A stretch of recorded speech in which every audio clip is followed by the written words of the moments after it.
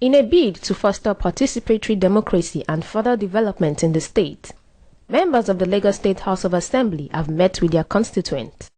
The stakeholders meeting, which took place simultaneously in 40 constituencies, had residents from all walks of life.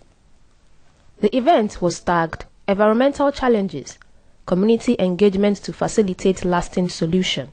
If you come to Anchor University anytime from 7 p.m., you will think you are in I don't want to mention a place so that I don't sound too, but you think you are in a ramshackle place. The whole environment does not befit a university. There are two churches adjacent to my home.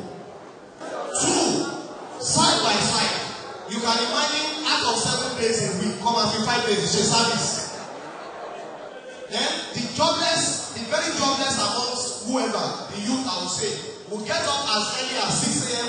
or whenever drum practicing, piano and all of that with the speaker very loud. The objective is to bring to the people that elected us with the expression of taking their input and using it to develop policy or to assess or evaluate the activities of government. And what we have come for this time is about environmental challenges in the state.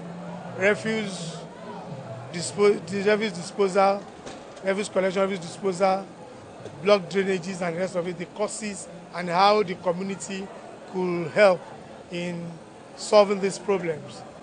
We have taken their inputs, and by the grace of God, some of the inputs have been so useful, will be so useful, and we are determined that this put together throughout the state will have a perspective that we are sure will inform us on the next line of action, whether to amend laws, whether they are to amend some aspect of our laws, or to input them by, enlightenment and the rest of it.